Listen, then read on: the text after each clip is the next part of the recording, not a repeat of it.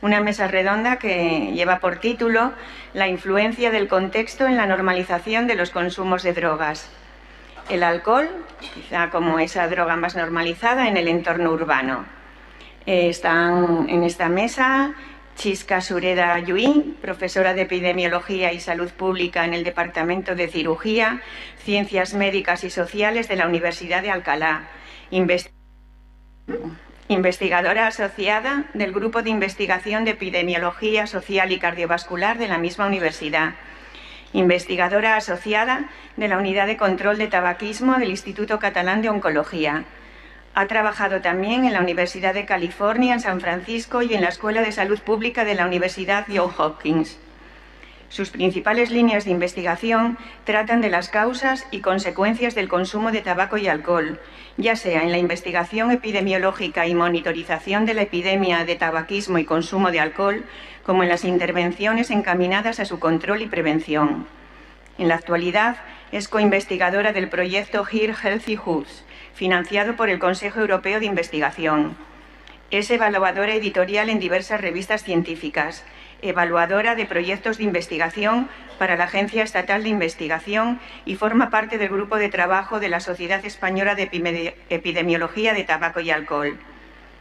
Regulación del consumo de tabaco, razón, evolución y perspectivas. Esta va a ser la primera intervención de esta mesa. Así que, Chisca, cuando quieras. Muchas gracias por la presentación y muchas gracias por invitarme hoy aquí a presentar parte del proyecto que estamos desarrollando en la ciudad de Madrid, investigadores de la Universidad de Alcalá y en colaboración con otros investigadores de la Agencia de Salud Pública de Barcelona, de la Universidad de Edimburgo y de la Universidad Johns Hopkins en Baltimore, en Estados Unidos. Bien, el proyecto que os voy a presentar ha sido financiado por el Plan Nacional sobre Drogas y por el Fondo Europeo de Investigación. El proyecto se engloba dentro del estudio Here Healthy Hoods, que tiene el objetivo principal de entender cómo la ciudad donde vivimos puede condicionar la salud cardiovascular de sus residentes. Y para ello tenemos en cuenta diferentes dominios, la actividad física, la alimentación, el tabaco y también el alcohol. Estudios previos muestran que una mayor disponibilidad y accesibilidad a productos de alcohol, así como una mayor visibilidad de consumo de alcohol en espacios públicos o una mayor exposición a la promoción y al marketing del alcohol, influirían o favorecerían la normalización del alcohol y su consumo. Todo ello vendría condicionado o mediado por las características socioeconómicas del lugar y también por las características socioeconómicas de los propios individuos. Al plantearnos qué es esto del entorno urbano de alcohol, lo que hicimos fue salir a las calles de nuestras ciudades, en nuestro caso Madrid y Barcelona, y observar todo aquello que pudiera tener relación con el alcohol. Y nos dimos cuenta de que el alcohol está en cualquier lado y en cualquier momento del día. Hace poco salió un reportaje, creo que fue en El País, que indicaba que España tiene la mayor densidad de bares de todo el mundo. Y esta alta densidad de puntos de venta de alcohol y los amplios horarios garantizan que el alcohol esté siempre accesible en cualquier momento, y no solo eso, sino que también favorece una mayor competitividad de mercado, que lo que hace es que disminuyan los precios del alcohol. Y en España la disponibilidad de bebidas alcohólicas a precios relativamente bajos es nuestra norma común. A todo esto tenemos que añadir la presión que ejerce la industria del alcohol, que utiliza diferentes estrategias para evadir la legislación actual, que a diferencia del tabaco, que tenemos una ley estatal, en el caso del alcohol depende mucho de las comunidades autónomas. Pero bueno, si bien está prohibido la promoción de bebidas alcohólicas de alta graduación en vía pública, los bares y restaurantes, por ejemplo, utilizan los escaparates para promocionar las marcas de bebidas alcohólicas y ofrecer estas bebidas con descuentos, los típicos 2x1 o los happy hours. Además, también utilizan estrategias para promocionar sus marcas y bebidas a través del patrocinio de eventos, muchas veces estos eventos destinados a gente joven. Bien, los objetivos de nuestro proyecto son caracterizar la disponibilidad de alcohol, su visibilidad y la promoción de alcohol en la ciudad de Madrid, determinar la posible asociación entre el entorno urbano de alcohol y las características de consumo individual del alcohol en una cohorte de residentes en Madrid, realizar un estudio de investigación, acción, participación utilizando la metodología del Photovoice para obtener un diagnóstico comunitario del entorno de alcohol en Madrid y comparar la regulación del contexto urbano de alcohol y su implementación en Madrid y Barcelona y cómo estas políticas determinan las posibles diferencias entre estas dos ciudades. Bien, hoy os voy a explicar la primera parte del objetivo 1, cómo hemos caracterizado el entorno urbano de alcohol en la ciudad de Madrid, y luego también os voy a introducir el proyecto Photovoice y los primeros resultados que tenemos. Para medir el entorno urbano de alcohol, lo que hicimos fue diseñar un instrumento que nos permite caracterizar los diferentes dominios que nos interesaban, la disponibilidad, la accesibilidad, la promoción y los signos de consumo de alcohol en espacios públicos mediante observación social sistemática. Para el diseño de este cuestionario, de este instrumento, al que hemos denominado OACCITIS, lo que hicimos fue una revisión de la literatura y reuniones con los miembros del equipo de investigador. Esto nos permitió desarrollar las preguntas que queríamos que formaran parte de cada uno de nuestros dominios de interés y una primera versión del cuestionario. Esta primera versión la testamos en campo en diversos barrios de Madrid y Barcelona, que elegimos en función de sus características sociodemográficas. Queríamos que hubiera variabilidad en estas características. Incluimos también zonas turísticas o de ocio. Esta prueba piloto nos permitió diseñar una nueva versión a partir de las discrepancias que se habían encontrado entre los diferentes observadores y añadiendo también nuevos elementos de interés que no habíamos tenido en cuenta en la primera versión. Esta nueva versión del cuestionario la digitalizamos en una aplicación que se llama Open Data Kit, que nos permite recoger los datos mediante un sistema Android, mediante un móvil, lo que facilita mucho la recogida de los datos. Además, nos permite hacer fotografías y geolocalizar todo aquello que estamos midiendo. Esta nueva versión del cuestionario la validamos en campo. Se eligieron 7 secciones censales de la ciudad de Madrid, también con variabilidad en las características sociodemográficas, incluyendo también zonas de ocio y zonas turísticas.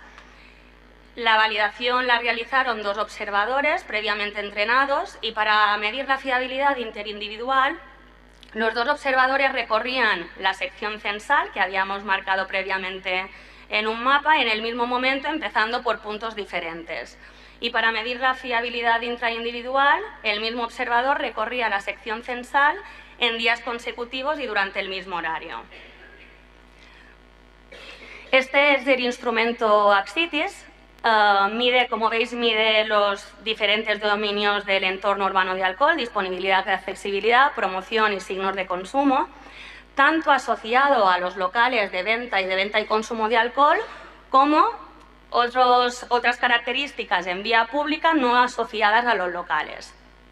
Por ejemplo, en cuanto a disponibilidad y accesibilidad, medimos qué tipo de local tenemos delante, si es un bar, un restaurante, un supermercado, el horario de apertura para saber cuántas horas está abierto, si hay señalización de prohibición de venta a los menores que sea visible desde el exterior, si hay señalización para los locales de venta, si hay señalización de la prohibición de venta más allá de las 10. En Madrid no se puede vender alcohol más allá de las 10 de la noche en los puntos de venta, que también sea visible desde el exterior. En cuanto a elementos de promoción asociados a los locales, medimos, por ejemplo, si hay en los locales de consumo, bares o restaurantes, medimos si hay presencia de elementos de promoción en las terrazas, sombrillas con logos de alcohol, sillas, servilletas.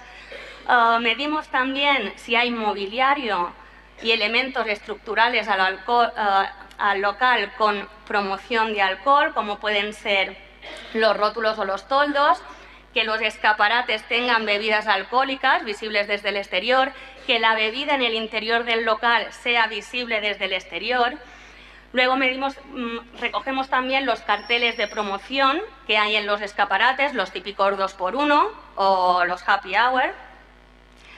Y luego, como características de promoción no asociadas a los locales, en vía pública, recogemos también cualquier promoción o patrocinio de alcohol en cualquier soporte.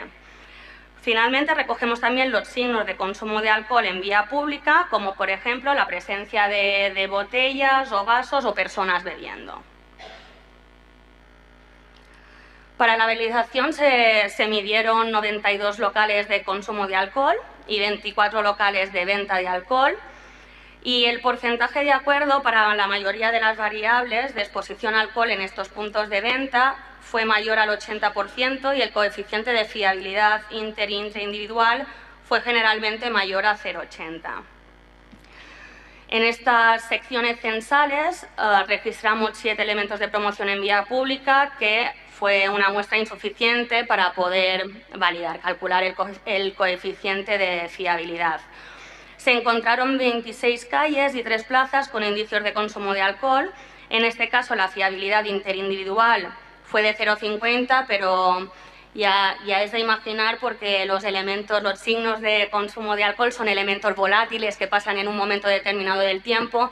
Por lo tanto, que pase un observador y el siguiente pase a la media hora, posiblemente esa persona que estaba bebiendo, que recogió el primer observador, el segundo ya no lo ve.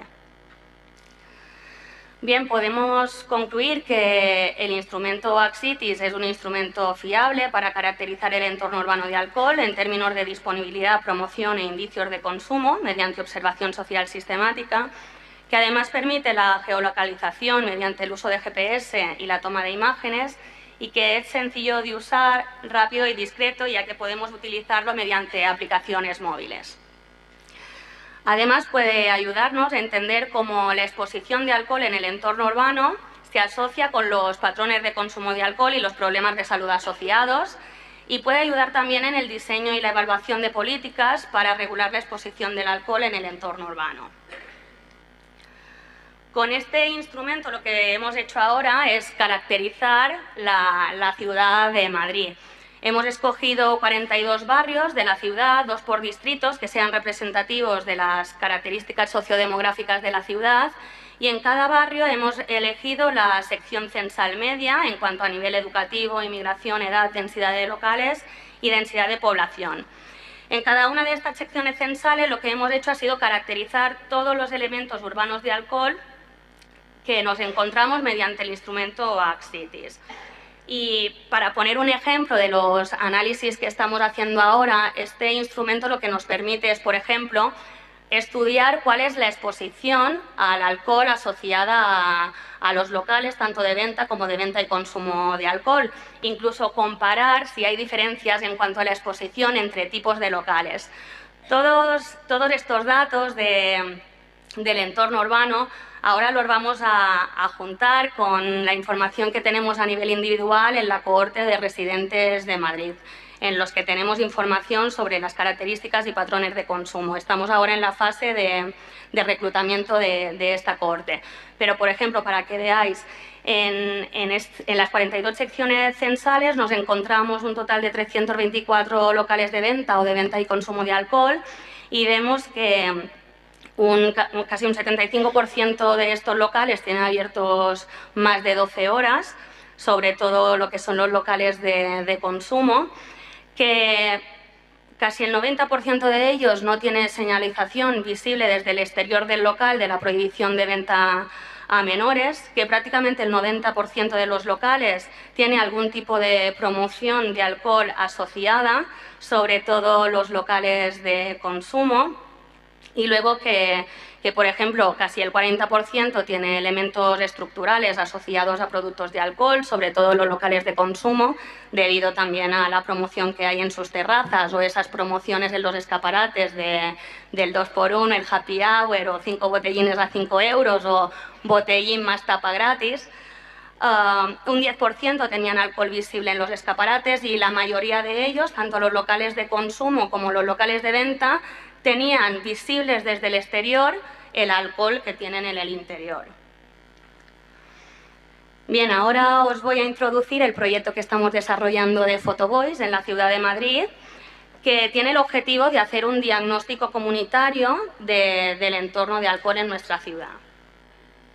¿Qué es esto del Photovoice? Bien, el Photovoice es una metodología de investigación-acción participativa que se basa en la fotografía y se caracteriza porque son los propios residentes los que documentan las necesidades y preocupaciones de su comunidad mediante las fotografías que ellos toman y las narraciones que acompañan a esas fotografías. Promueve una reflexión crítica del tema que estamos estudiando y además los mismos residentes puedan informar al resto de la comunidad y a los decisores políticos de todo aquello que les preocupa en relación al tema que se estudia, y nos sirve también para poder diseñar políticas para regular ese tema, en nuestro caso el entorno de alcohol, que se ajustan a las necesidades de los propios residentes. El estudio lo hemos realizado en 2 barrios, uno es Chamberí, bueno, 2 distritos. Chamberí es un distrito con un nivel socioeconómico alto y que además es una zona de ocio. Y luego también lo hemos desarrollado en Villaverde, que es un distrito con un nivel socioeconómico bajo y es una zona más residencial. Todos los participantes tienen entre 40 y 75 años, aunque, bueno, eso era nuestro criterio, aunque finalmente el rango de edad incluido fue entre los 39 y 78 años. Y los participantes debían comprometerse a participar en al menos 5 sesiones consecutivas.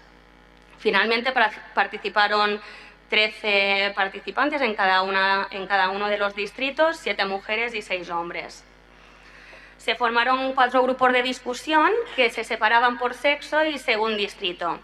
Y luego teníamos reuniones semanales en las que en una primera sesión se les daba un taller de fotografía y se les explicaban el proyecto, los objetivos del proyecto, y salían de esa primera sesión con la premisa que tenían que fotografiar todo aquello en el barrio que estuviera relacionado con el alcohol.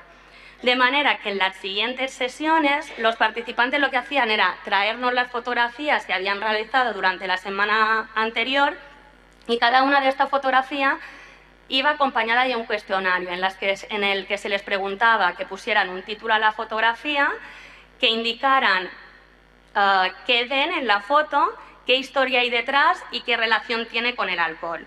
Durante las sesiones los participantes compartían la experiencia con el resto, discutían y analizaban críticamente las fotografías y construían mapas de conceptos.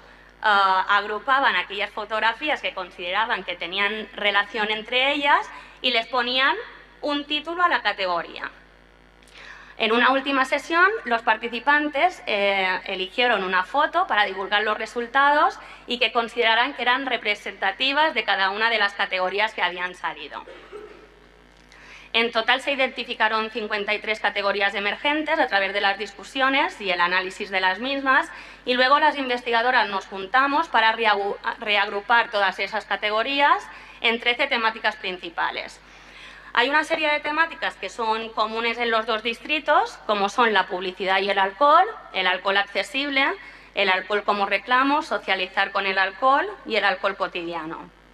Luego hubo unas categorías que aparecieron solo en el barrio de Chamberí, que son los cambios relacionados con el alcohol en cuanto a formas de consumo y en el propio entorno físico del barrio, y unas categorías que solo aparecían en Villaverde, que son género y alcohol, fútbol y alcohol, legislación y la tradición del alcohol. Y luego hay unas categorías que he marcado aquí como que parecen comunes, pero que en realidad el discurso fue completamente diferente en los 2 barrios. Por una parte, en Chamberí nos hablaban de los efectos negativos del consumo en las propias personas, los efectos negativos sociales y físicos, y en el propio barrio, incluyendo la suciedad y el ruido, pero hablaban de estas temáticas como algo muy ajeno a los propios participantes y que se daba puntualmente en el barrio. Sin embargo, en Villaverde nos hablaban del alcohol y la adicción, o el alcohol y el uso público y el uso del espacio público, el consumo en vía pública y la suciedad y el incivismo, que tenían muy interiorizado y que salía de manera recurrente en los discursos y que era muy común en el propio barrio. Como no tengo mucho tiempo, voy a daros algunos ejemplos de los discursos que salieron y os voy a explicar las características comunes de los dos barrios. La publicidad y el alcohol. Bien, esa categoría no aparecía en las primeras sesiones. Sí apareció en el barrio de Villaverde, en el grupo de mujeres, pero porque había una trabajadora de la hostelería y una publicista. Pero a medida que pasaron las sesiones y que los participantes tomaron más conciencia de qué era esto del entorno del alcohol, tenemos que el tema de la publicidad apareció de manera recurrente a partir de la mitad del proyecto y durante las últimas sesiones. Ellos se dieron cuenta de que la publicidad estaba en cualquier lado, pero que la tenían totalmente normalizada e interiorizada. Un participante nos decía, básicamente publicidad hay en las mesas, los toldos, las sillas, está en medio de la calle, pero es discreto y lo tenemos asumido. Otra frase de una participante, gracias a las imágenes asociadas a los camiones de distribución de bebidas alcohólicas, se consigue una publicidad móvil que incita al consumo de cervezas, sobre todo en días calurosos. Dentro del alcohol accesible aparecieron varias temáticas. El alcohol accesible es el título que le hemos dado a las investigadoras y dentro os pongo los títulos de las categorías que han dado los participantes. Apareció sobre todo en el barrio de Chamberí, pero también lo comentaron en el barrio de Villaverde y ahora hemos tenido alguna sesión más donde aparece de manera más frecuente en este barrio y hablaban de la amplitud de ofertas que tienen de productos de alcohol y que también esas ofertas hay para cada tipo de público. Nos hablaban del alcohol low cost, pero también del alcohol como estatus elevado o del mundo gourmet del alcohol. Una de las frases de los participantes era que ahora los jóvenes tienen ofertas adaptadas a cada bolsillo para que puedan quedar con los amigos y disfrutar de unas cervezas. Otro tema que nos pareció bastante curioso fue el alcohol como reclamo. Y una frase lo resume, si no hay alcohol, no venden. En el caso de Chamberí, nos explicaron, hicieron una fotografía, que es la que enseño aquí, de una churrería, que antes no vendía alcohol y solo tenía clientes a las primeras horas del día, cuando la gente iba a desayunar, o por la tarde, cuando la gente iba a merendar. Habían puesto alcohol a la venta en el local y ahora tenían clientes a todas horas. En el caso de Villaverde, el ejemplo que daban era el de los estancos. Cómo en los estancos ahora vendían alcohol y cómo desde que vendían alcohol pues había más gente, sobre todo gente joven. Y nos ponían una foto bastante impactante, que no la he puesto, pero que era muy curiosa, que era de las monodosis de alcohol, de unas bolsas similares a las del hospital, que son monodosis de alcohol que compra la gente joven para llevarse a los conciertos o a los festivales. Un tema que aparece en todos los barrios y tanto en hombres como en mujeres, el tema de la socialización con el alcohol. Es un tema que aparece además en todas las sesiones.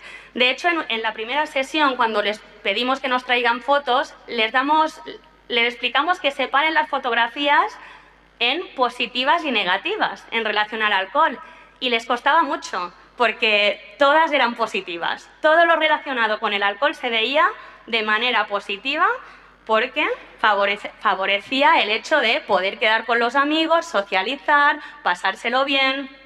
Nos hablaban del tema de las terrazas, de alcohol y asociaciones, el cómo quedas para hacer una actividad, ir en bicicleta, ir a clases de baile, pero con la excusa de que después vas a quedar con los amigos para tomarte unas cañas o unos vinos. Las asociaciones del alcohol con el fútbol, el alcohol con los toros, el ocio y el alcohol, la celebración, socializar. Realmente es que el ocio y el alcohol están muy ligados, no sabemos pasárnoslo bien sin tomar alcohol.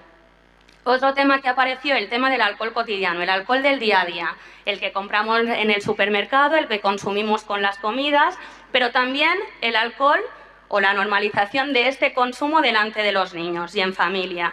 Y también sacaban el tema de la convivencia de las terrazas con los parques infantiles o el tema de las terrazas delante de colegios, como los padres van a buscar a sus hijos y aprovechan para tomarse unas cañas mientras los niños juegan al lado. A un niño de este barrio le llega más bombardeo de alcohol que a uno de otro barrio. No es normal que esté un parque al lado de la terraza, pero lo hemos normalizado. Bien, como conclusión es que la técnica del PhotoVoice ha permitido realizar un diagnóstico comunitario del entorno de alcohol en Chamberí y Villaverde y que los resultados generados por la ciudadanía pueden ayudar a diseñar futuras intervenciones en los barrios y nuevas políticas para prevenir el consumo de alcohol. El proyecto del PhotoVoice no termina aquí, sino que ahora estamos haciendo unas sesiones conjuntamente con los participantes para que a partir de sus categorías y sus temáticas ellos mismos diseñen recomendaciones para su barrio, y luego nos ha pasado que dan más recomendaciones a nivel estatal. Luego se hace un informe de esas recomendaciones que se da a los decisores políticos. Hacemos una sesión en la que juntamos tanto a ciudadanía como a investigadores como a los decisores políticos.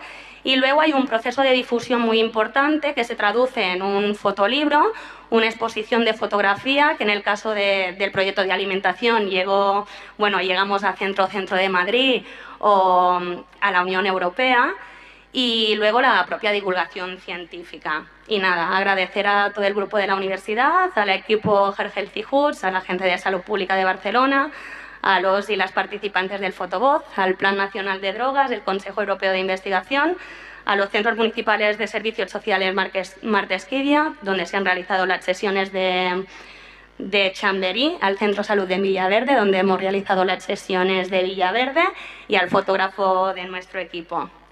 Y muchas gracias.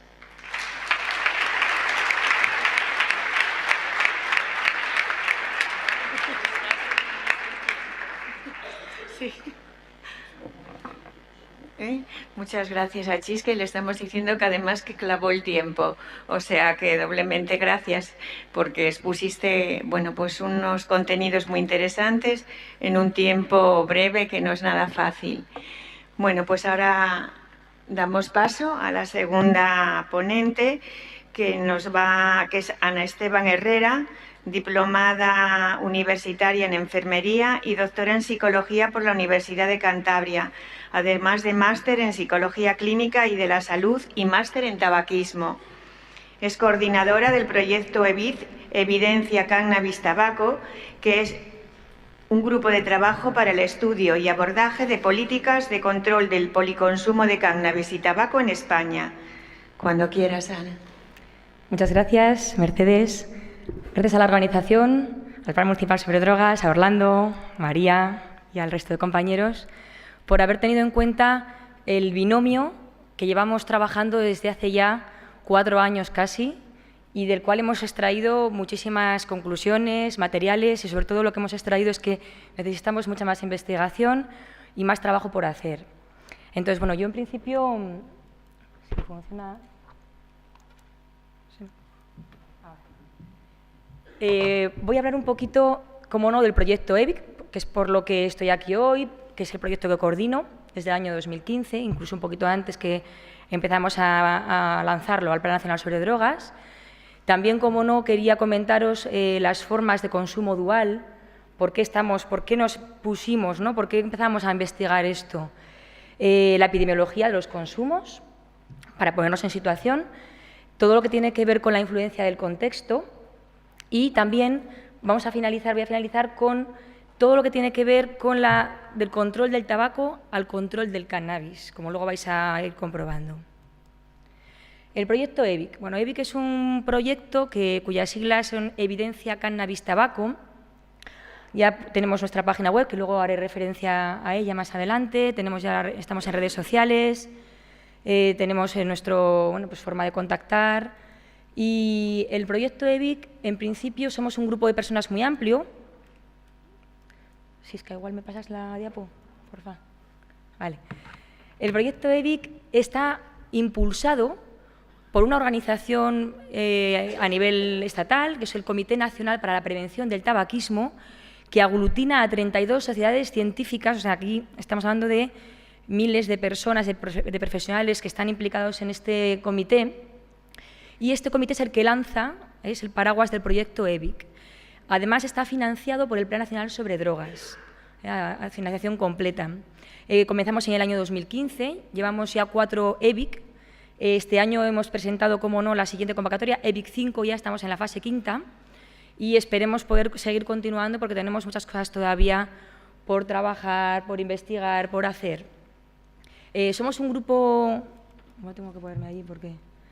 Somos un grupo amplio que, como decía, somos unas 150 personas aproximadamente involucradas de forma más directa y un núcleo más duro de trabajo, que son el grupo de trabajo, que, bueno, pues aquí tenéis un poco la representación, en el cual, bueno, es un grupo abierto, con lo cual Orlando ya pertenece a él y María y compañía yo creo que estaban ya también entrando, queriendo saber un poco más de este proyecto, cómo abordarlo, qué significa esto del binomio, el consumo dual, etcétera, etcétera. O sea, que abierta queda la participación para poder, bueno, pues, entrar a formar parte del mismo, a conocerlo, a tener más información.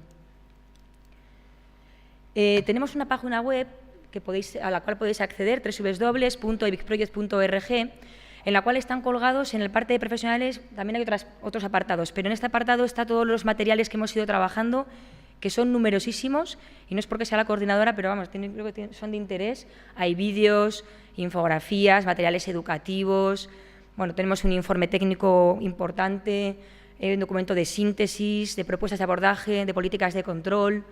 O sea, que tenemos ahí un gran material para que los que trabajáis o pensáis trabajar en este ámbito, pues tengáis la información y la formación más actualizada posible.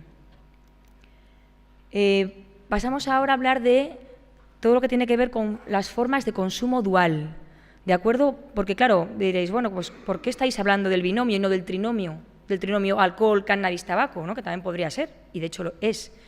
Pero, bueno, el Comité Nacional para la Prevención del Tabaquismo nos dimos cuenta de que que había un problema con el tema del cannabis porque se estaba utilizando en el mismo dispositivo junto con el tabaco, a través del porro. Entonces, esto tenía como un significado especial que ahora vamos a ir descubriendo.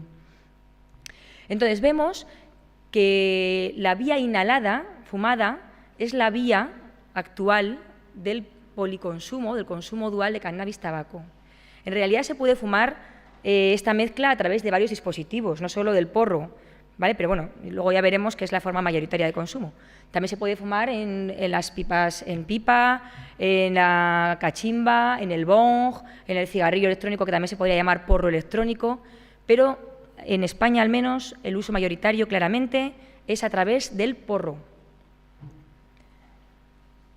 Como veis, se puede fumar por hachís o marihuana, pero se suele hacer en un uso mezclado y en el mismo dispositivo, como venía diciendo antes. De hecho, el porro es la forma de consumo más habitual de dos sustancias psicoactivas y adictivas, cannabis y tabaco. Tenemos algún problema aquí a la hora de estudiar, de investigar. ¿Por qué? Porque nos hemos dado cuenta de que hay una mezcla, hay un consumo dual, que también puede ser un consumo simultáneo a través del porro, ¿vale? Ahí se mezcla el mismo dispositivo, pero también tenemos un consumo dual de forma concurrente, gente que fuma porros, pero que además, que esto es muy habitual, fuma tabaco, o sea, cigarrillos convencionales de liar o industrial, pero bueno, y luego también los porros. Esto, el consumo es un poco lo más habitual que estamos viendo y esto nos complica mucho la investigación, porque claro, es como, bueno, hacemos una entrevista, hacemos un cuestionario y nos pasamos media hora aclarándonos de cómo fuma la gente, o sea, ¿y cuánto? ¿Y cigarros también? Ah, no, pero es que entre semana no, es que el fin de semana sí. Y entonces, bueno, es complicado el poder encontrar, pues, cosas claras con la mezcla, ¿no? Pero vamos, el porro lo tenemos claro y es un poco donde queremos incidir más. Entramos a la epidemiología para más o menos que veáis dónde estamos, ¿no? Dónde estamos ahora en este momento con el tema de las prevalencias. He ubicado en la gráfica tanto la encuesta Estudes como la encuesta Edades. Yo entiendo que ya habrán hablado en la jornada de ayer claramente qué son cada una de estas encuestas y he querido hacer referencia también a esta comparativa España-Asturias y tenemos que, por ejemplo, tabaco, ¿vale? En tabaco, en la Estudes, estudiantes entre 14 y 18 años. En España, 27,3% fuman tabaco, ¿vale? En el último mes hablamos, en los últimos 30 días. En Asturias, hay que daros la enhorabuena porque casi todos los valores bajan y hablamos de un 21,4%. ¿De acuerdo? En esta misma encuesta, ¿vale?, a estudiantes de 14 y 18 años, con la sustancia de cannabis tenemos una prevalencia de un 18,6%, ¿vale?, en España y de un 11,9% en Asturias.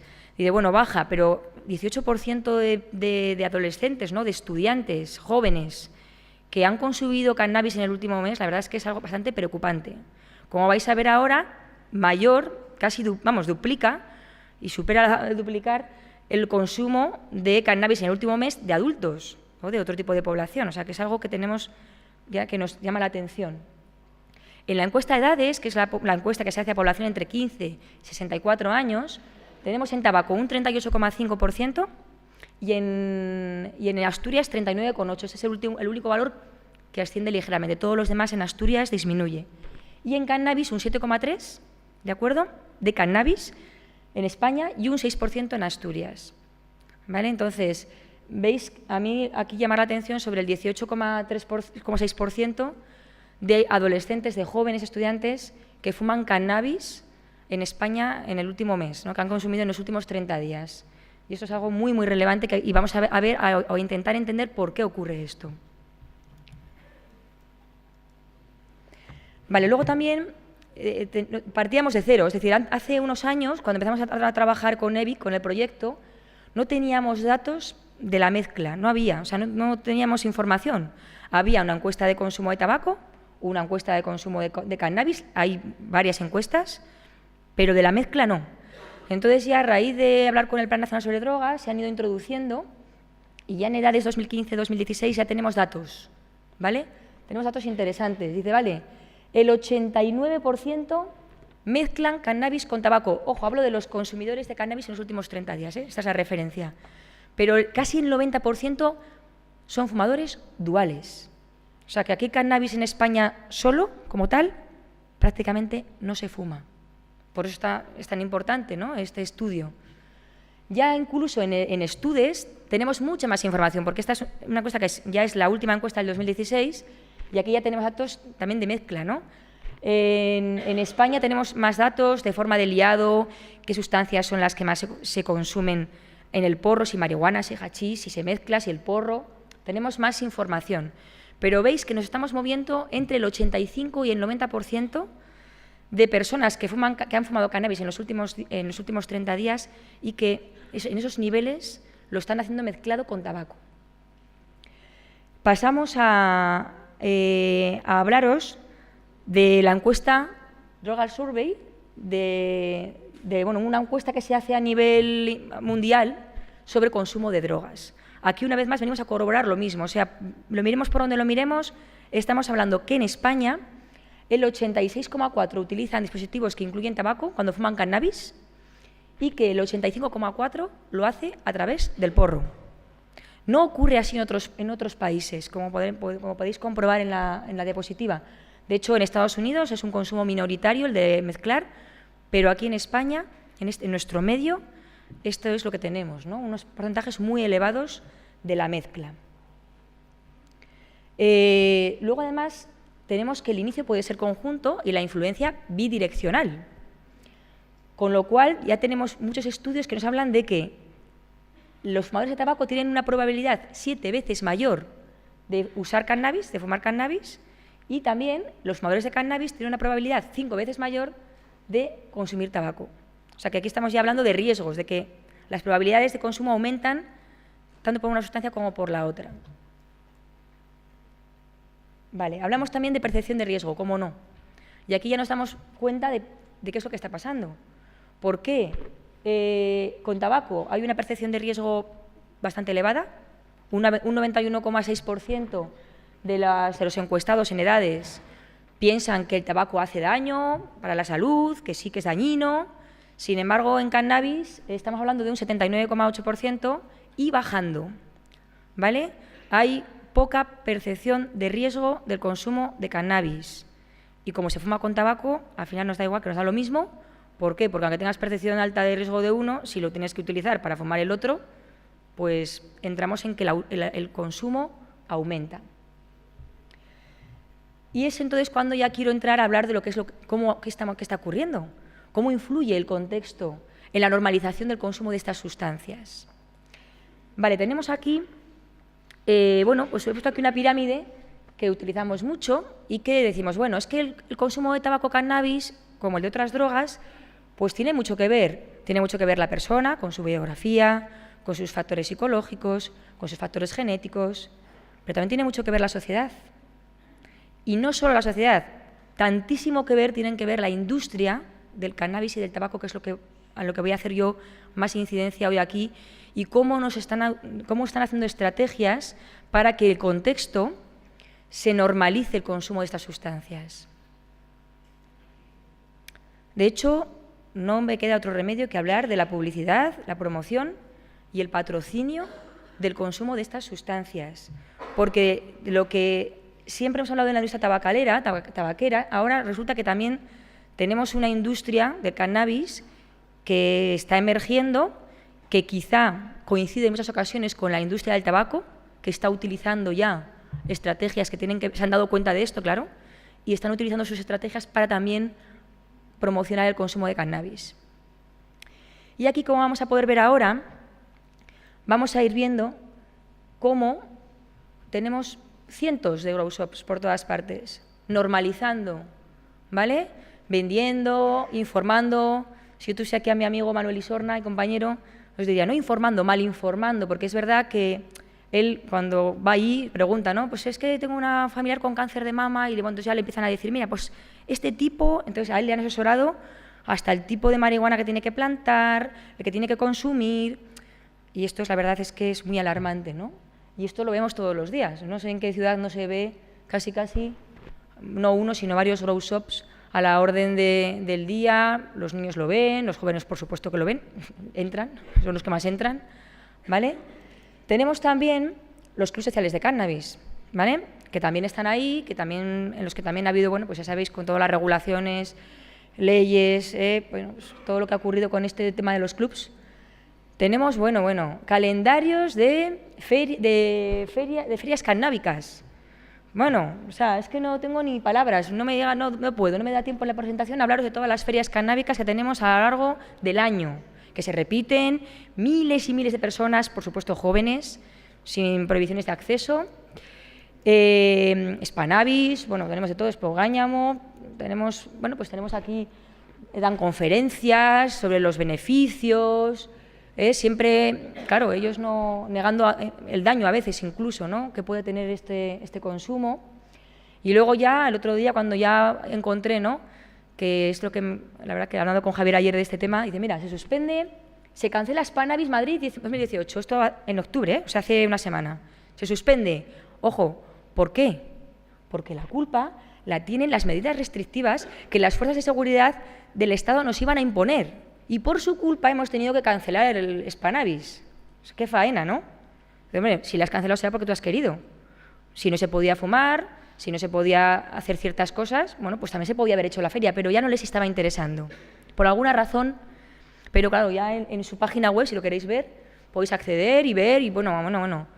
Nada culpa de Spannabis, todas las políticas de represión, esto no puede ser, ¿no? Esto es lo que nos están vendiendo a los jóvenes, que esto es lo que leen los jóvenes también, ¿no? También, por supuesto, los festivales, por excelencia el Viña Rock, ¿vale? Este festival en el cual se hace publicidad, bueno, esto no directa, directísima, de la industria del cannabis, del consumo, de todo lo que, bueno, luego a través también de revistas. Dice, no, o sea, tú, claro, hierba, Melendi, claro, ya, por estar primero. También tenemos a Torrente, bueno, o sea, que es una cosa todo dirigido a jóvenes, o sea, es publicidad, ¿vale? Y claro, no solo publicidad de revistas, también tenemos promoción de productos. Pero claro, cremas maravillosas con cannabis que favorecen el aspecto, que mejoran. Pero ojo que esto es muy peligroso. Productos de menores, de chocolate, chupachuses, de niños. Nuestros niños pueden ver la nocilla, en vez de Nutella, Crontela, si no es muy fácil. ¿Vale? Utilizando, ¿no?, chocolates con cannabis, chupachuses, maravilloso. O sea, aquí no hay ningún tipo de regulación y no pasa absolutamente nada. Por ahora no pasa absolutamente nada. Y luego también, por supuesto, tenemos, bueno, publicidad engañosa del cannabis. Porque, ojito, no sé si os sabíais que aniquila el cáncer. Y aquí estamos todos sentados, tan contentos. Y previene y cura también, no solo el cáncer, dolores crónicos, cólicos menstruales, artritis, fibromialgia, epilepsia, insomnio, bueno, afecciones de la piel, vamos, ¿vale? O sea, bueno, el asma, claro, o sea, no nos olvidemos de que fumando cannabis se previene, o sea, se cura el asma. Interesante también. Glaucoma, la depresión y la ansiedad, ni que hablar, los psicólogos, ¿para qué estamos? Nada, fúmate un porro, que es lo que tienes que hacer, vamos. La planta que puede salvar el mundo. Esto en internet, o sea, le das a un buscador, ¡fum! Esto es lo que aparece, no me ha costado nada encontrarlo, ¿eh? Pas, todo seguido. Y claro, cómo no, si la marihuana cura, las políticas represoras matan, claro. Esto es lo que tenemos al final, ¿no? Y entonces, claro, los chavales jóvenes que ven esto, claro, dicen, pero venga, hombre, ¿qué daño me hace a mí un porro? ¿Qué me estás contando? Y entonces venimos los del grupo EBIC y nos cuesta, vamos, es tremendo, ¿no? Vienen aquí estos a decirme a mí, mira tú, con todo lo que yo sé, que el porro hace daño, ¿de qué vais? Entonces, lo tenemos complicado y tenemos mucho camino por hacer. Porque encima, lo que hemos descubierto en EBIC es que utilizan las mismas estrategias en la industria del tabaco que en la industria del cannabis. Y esto también nos complica la vida, todavía más. ¿Por qué? Porque crean grupos de presión políticos, porque ya ocurrió con el tabaco, si es que tenemos que aprender la lección. Los que estamos en el tabaco desde, Javier ya no me acuerdo, yo desde el año 2000, si es que no escarmentamos. En el año, ya sabían, ya hacían grupos de presión de políticos con el tabaco para que no saliesen las leyes, para que no hubiera regulación, para que se prorrogaran las leyes, demorar lo que es la regulación de las publicidades, de la promoción. O sea, todo tipo de estrategias para esto. En Estados Unidos ya vemos, o sea, el consumo de cannabis, a razón medicinal, 29 estados y 9 con uso recreativo. Esto ya empieza a mover mucho, pero mucho dinero. Y aquí es donde entra la industria, que se ha dado cuenta de que esto es un negocio, el negocio del siglo, vamos. Se prevé que puede mover hasta 75.000 millones de dólares en 2030, ¿vale? Todo lo que tiene con la industria del cannabis. Se tocan también a políticos con cannabis y también en España. ¿Qué le vamos a hacer? ¿Vale? Ya estamos viendo que sí, legalización, que sí, partidos políticos, y aquí nadie entra a hablar de regulación, sino de la legalización. Aquí lo que importa es que regulemos, pero cuanto antes. Otra estrategia que utilizó el tabaco y que también utiliza el cannabis, pues vamos allá. Ya hablará también Javier, ya hace unos años, ¿vale? Las 7 grandes tabaqueras, ¿vale? Los representantes juraron, ¿vale?, sabiendo que no era cierto, que la nicotina no causaba adicción. Tela. Claro, después de no sé cuántos años han pasado, Javier, desde esta foto? Bastantes, ¿no? Vale. Con lo cual, ya sabemos que esto no es verdad, pero cuando ocurrió, había una creencia de que esto era real. ¿Vale? ¿Y ahora qué pasa con el cannabis? Toma, aquí lo tienes. Nada, sin problemas. Peor los cacahuetes que fumar María. Agárrate, que viene. ¿Vale? Mismas estrategias, focalizar en menores de edad. Tabaco ocurrió. Pasa que esto ya no lo vemos, me ha costado encontrarlas, no las tenía guardadas del máster y me costó encontrarlas porque ya no están. Está muy prohibido la publicidad. Pero vamos, iba dirigidísima a jóvenes. Y también va dirigido a jóvenes el consumo de cannabis, nos digan lo que nos digan. De hecho, en Viñarroc es alucinante. O sea, en Viñarroc es un festival, vamos, en el que la publicidad, el patrocinio y la promoción del consumo es brutal. Te pone un apartadito en la página web, si os podéis meter, en el que pone menores de edad, tranquilos, menores de edad. 16, 17 años, una autorización de tus padres y entras sin problema. Si tienes menos de 10, también entras, hombre, con tus padres también y puedes estar por aquí tranquilamente paseando. O sea, todo facilidades para que los menores, que son la población diana, comiencen a fumar, que es lo que interesa. Fichar a científicos, ya ocurrió con tabaco. Es que no sé si os acordáis que es que antes los médicos recomendaban fumar. Claro. Bueno, la publicidad hacía que... No, pero bueno, algunos también en la consulta pues fumaban incluso. En consultas médicas, hablo. Esto ya se nos ha olvidado, ¿verdad? Y también fichan a científicos o pseudocientíficos, tanto en la industria del tabaco como en la industria del cannabis. Aquí hay un neumólogo, que no me acuerdo del nombre ahora, que decía que anda, de qué vamos con el humo ambiental del tabaco, que no es para tanto, que no es para tanto. Y eso también ocurre en cannabis. Hay por ahí también algún científico que no, el humo del cannabis es menos malo que el del tabaco. Ya veremos que esto, bueno, pues que cae por su propio peso. Y por último, productos novedosos saludables. Ojo, que allá que te voy, ¿vale? Tengo el licuos, los cigarrillos electrónicos, a través de las cachimbas, ¿vale? Todo es todo cambio, promoción, pero que eso también ocurre con cannabis, que ya hay, tenemos aquí vaporizadores para disimular. Si tienes problemas con el humo ambiental, tienes esta opción también, no te preocupes. Y ya por último, 4 pinceladillas del control de tabaco al control del cannabis, en el que os cuento. Lo que queremos en EBIC, lo que promovemos es que las políticas de abordaje tengamos en cuenta el control del tabaco, que ya ha ocurrido, para hacer una regulación del consumo de cannabis. ¿De acuerdo? Entonces, utilicemos las estrategias del tabaco, utilicemos la monitorización del consumo, las políticas de prevención, sigamos en esta línea de estrategias preventivas, sigamos regulando el consumo, ¿vale? Protegiendo a la población del humo ambiental, del porro también, ¿vale? Con legislaciones, sabiendo que en casa también hay que gestionarlo, porque aquí en España, como es ilegal, aunque todavía no está, esto sí está muy claro, pues la gente donde fuma fundamentalmente porros es en hogares o en espacios privados, con niños, ¿de acuerdo? El porro de segunda mano tiene, ¿vale? Y el humo, o sea, tienen una relación grande. Aquí tenemos un pequeño estudio, talleres que hace un compañero mío que se llama Joseba Zabala, allí en Vitoria-Gasteiz, de, mira, el humo ambiental, primera mano y de segunda mano. O sea, que el humo ambiental del porro también es nocivo, también es negativo. También tenemos que tener en cuenta ofrecer ayuda a la población para dejar de fumar porros, también. Y comentar aquí una cosita importante, tratamiento, la idea, el abordaje, se ha visto, ¿no? Se ha mostrado en la evidencia que lo ideal es hacer un abordaje conjunto, una cesación conjunta de ambos consumos, bien secuencial o bien simultánea, pero orientarlo de esta manera. Advertir sobre los peligros del tabaco, del cannabis y de los porros. Eliminar los mitos, hablar de percepciones erróneas, fumar no es cannabis terapéutico, por descontado. No solo fumo cannabis, si fumo porros y lo mezclo con tabaco, estoy fumando tabaco. Como si mezclo vino hago un calimocho, estoy tomando alcohol.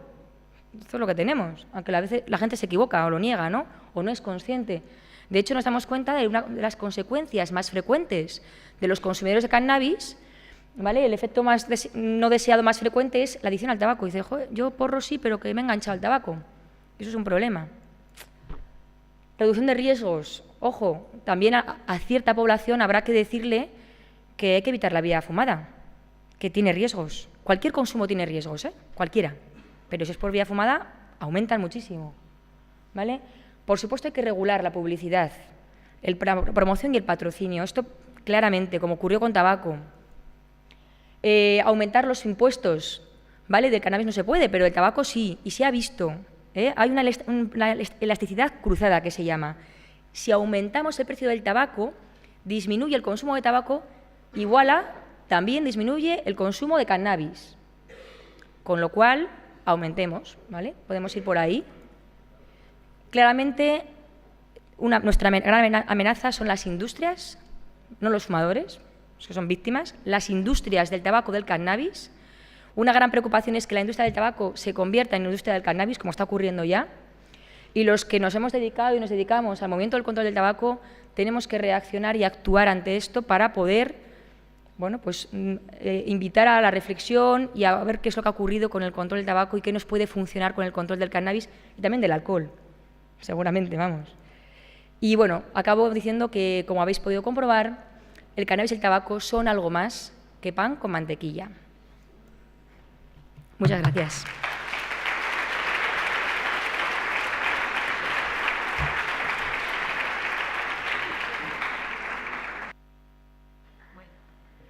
Muchas gracias, Ana. Que tuviste que ir ahí un poco forzada para ajustarte al tiempo, por lo que hay que agradecérselo. Y ya vamos con la tercera intervención en la mesa para que luego quede tiempo para preguntas, que nos va a hablar Francisco Javier Ayesta, doctor en Medicina por la Universidad del País Vasco, profesor titular de Farmacología y Trastornos Adictivos en la Facultad de Medicina de la Universidad de Cantabria, director del Máster en Drogodependencias y del experto en Intervención en Drogodependencias de la Universidad de Cantabria entre el año 97 y el año 2000. Director en numerosas ediciones del Máster en Tabaquismo del Programa Interuniversitario de Formación de Especialistas en Tabaquismo de la Universidad de Cantabria, que se celebra en Madrid. Y nos va a hablar sobre la regulación del consumo de tabaco, razón, evolución y perspectivas. Cuando quieras, Javier.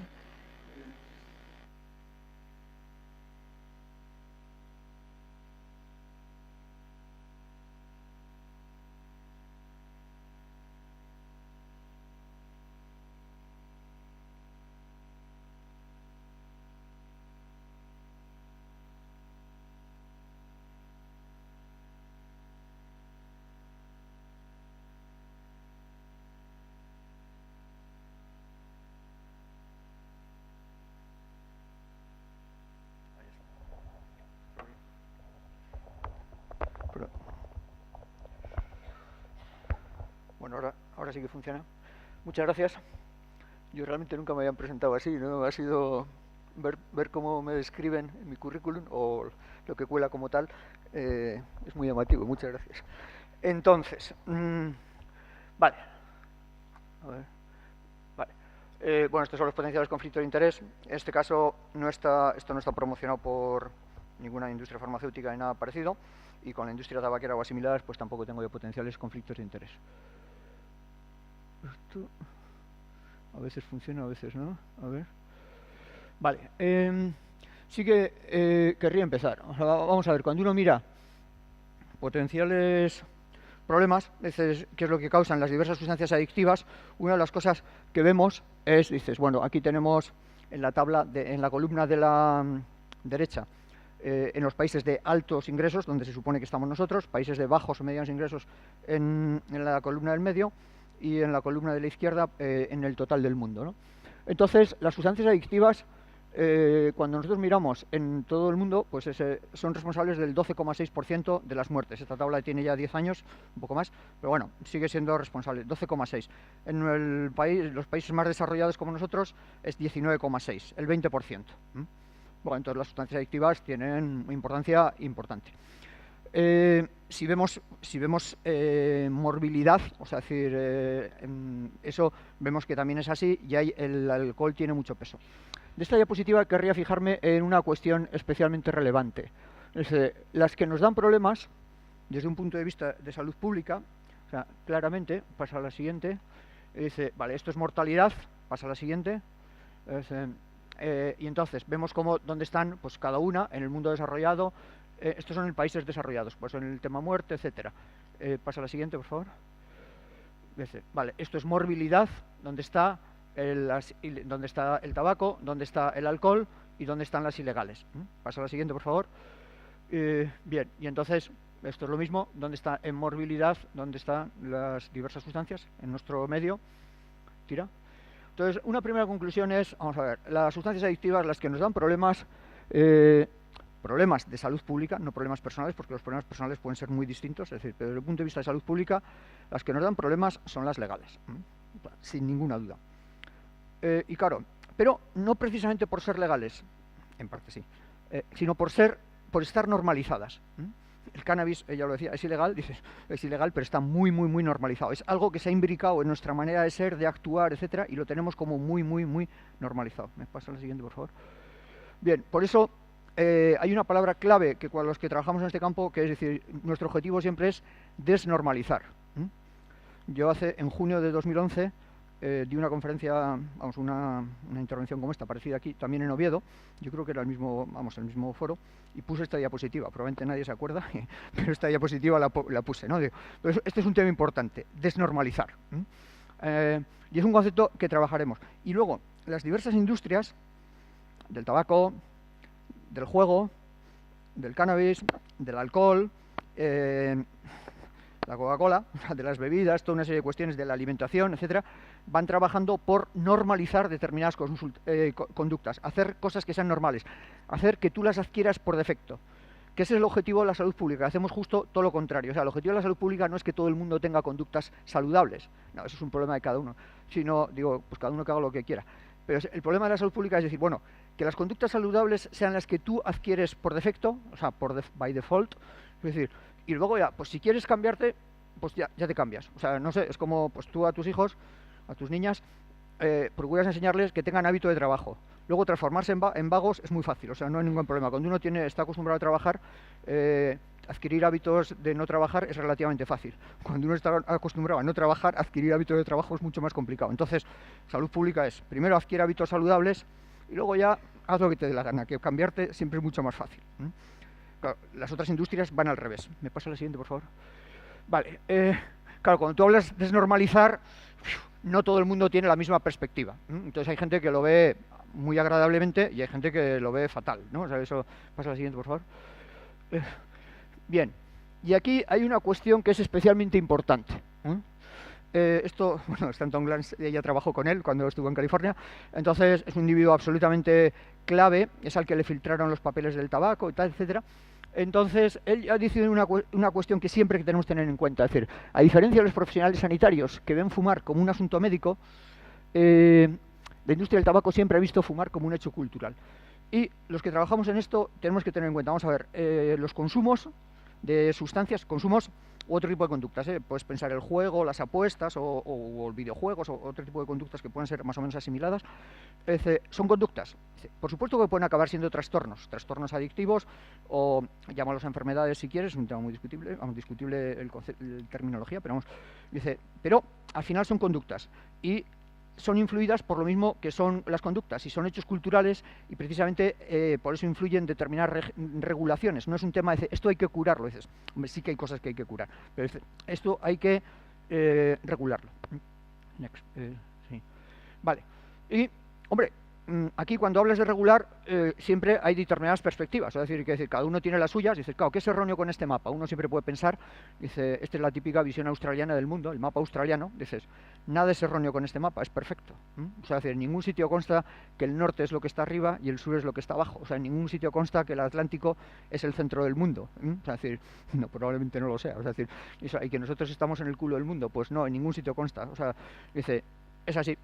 Claro, no solo es un asunto de perspectiva, podría serlo, y a veces podemos tener unas perspectivas que igual, vale, pues estamos acostumbrados a ellas, pero no son las adecuadas, ¿no? Claro, cuando tú miras en tabaco dices, bueno, vamos a ver, ¿qué nos cuesta? O sea, ¿por qué nos negamos a ver? O sea, lo que los psicólogos llaman mecanismo de negación, hay cosas que nos cuestan, ¿no? Pasa a las siguientes, de esta manera muy rápido. Con una de las cosas que llama la atención dices, consumo de tabaco. El consumo de tabaco es la típica cosa absolutamente absurda porque desde hace ya más de 60 años sabemos que es un producto extremadamente tóxico, es que no hay nada que se le parezca, ¿no? Es decir, es que sabemos que la tasa de mortalidad aumenta por un factor de 2 o 3, o sea, es decir, entre 2 y 3, depende también cuánto fumes y tal, pero es dosis dependiente. Esto dice que sabemos que la mitad de las personas que fuman tabaco, si no lo dejan, un poco más de la mitad, o sea, casi el 60, dice, van a morir prematuramente precisamente por eso, por fumar tabaco, enfermedades ocasionadas por el tabaco, directamente, ¿no? Entonces dices, es más de la mitad, o sea, no es, bueno, pues un 5%, que ya sería una cifra bastante brutal, es decir, pero en ese sentido, de hecho, los fumadores, o sea, las personas que fuman, pierden, pues 10, 11, 12 años de vida menos, viven menos, o sea, bien. Y luego tenemos otra cuestión, que no existe percepción de riesgo. Estas tres afirmaciones vienen justificadas en las siguientes imágenes, que puedes ir pasando poco a poco, ¿vale? O sea, decir, bueno, esto es simplemente... bueno, pues, claro, esto es la mortalidad por peso y cuánto lo equiparas a fumar un cigarrillo, ¿no? Es decir, entonces, en ese sentido, si se fijan, claro, fumar un paquete de cigarrillos al día, más o menos, sería, dice, hombre, también la obesidad es un problema. Dice, bueno, ya, pero la obesidad es un problema, imagínate, si tú mides 1,60 tendrías que pesar 102, 103 kilos para tener el mismo riesgo, ¿no? Y yo mido más o menos 1,60, si pesara 102, 103 kilos, pues sería, no sé, una albondiguilla, o sea, realmente, ¿no? Es decir, muy llamativo, o sea, decir, bueno, es casi el doble de lo que peso, realmente, o sea, decir, bueno, pues, digo, hombre, sí, también la obesidad es un problema, dices, ya, pero hay que dimensionarlo, ¿no? Pasa a la siguiente, vale, aquí es donde se ve, pues eso, cómo efectivamente se pierden, los fumadores pierden, las personas que fuman 10, 12 años de vida, dice, hombre, siempre hay gente que a los 80 sobrevive, o sea, sin ninguna, hay carrillos por la vida, o sea, afortunadamente hay gente que sobrevive, o sea, decir, pero claro, bien, tira, siguiente.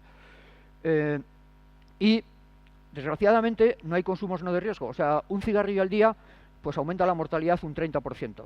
A mí me encantaría ir de tolerante y tal, y por decir, no pasa nada, dices, no, sí que pasa. Entonces, cuando tú lo haces, entonces es esto, muchas veces no tenemos percepción de riesgo. Estas son las personas que más o menos se van a morir en España por tabaco, o sea, varones, mujeres y esto, y la línea de abajo, los puntos rojos, son los muertos por accidentes de tráfico. Digamos, que es donde está, dice, que es un problema serio, que muere mucha gente joven, etcétera, etcétera. Dice, bueno, ya, pero uno tiene que dimensionar dónde estamos y qué es los problemas que tenemos, ¿no? O sea, pasa a la siguiente, por favor. Bien, claro, entonces, ante este dicen, bueno, ¿qué nos impide avanzar? O sea, decir, claro, dices, este anuncio es absurdo, este anuncio nunca se pone, ¿no? O sea, decir, dice, saltar de los edificios cuando estás embarazada puede dañar a su bebé, ¿no? Pues este anuncio no lo pones, ¿no? O sea, decir, cuando tú pones esta foto, cuando yo pongo esta foto, todo el mundo dice, ¡ah! Le rasca. Igual esta chica es un genio y nunca jamás ha caído del monopatín. Bueno, nunca, igual al principio sí, pero igual en los últimos años no. Dices, ya, pero a la gente le llama la atención. Pon la siguiente, por favor.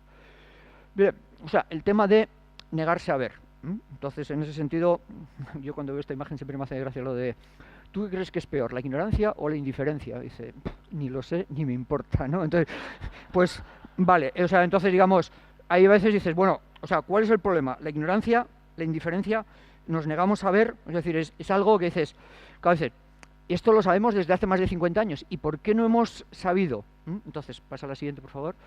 Dice, esta es la imagen que ha puesto Ana, o sea, decir, los 7 enanitos, así les llaman, jurando en falso en la subcomisión del Congreso. Dice, jurando en falso porque juraron que sabían que no era adictiva y justo después se filtraron los papeles, los documentos del tabaco y sabían perfectamente que era adictiva, ¿no? O sea, es decir, es eso. Entonces, digamos, han sobrevivido 60 años sabiendo que es toxicidad. Esto es totalmente absurdo. ¿Absurdo o no? O sea, hemos tenido puntos de vista médico. Bueno, yo soy médico y no tengo nada contra los médicos, ¿no? Pero claro, el problema es la perspectiva médica a veces no nos ayuda a nada en ese sentido, no nos ayuda a nada. De hecho, ha sido un factor muy limitante.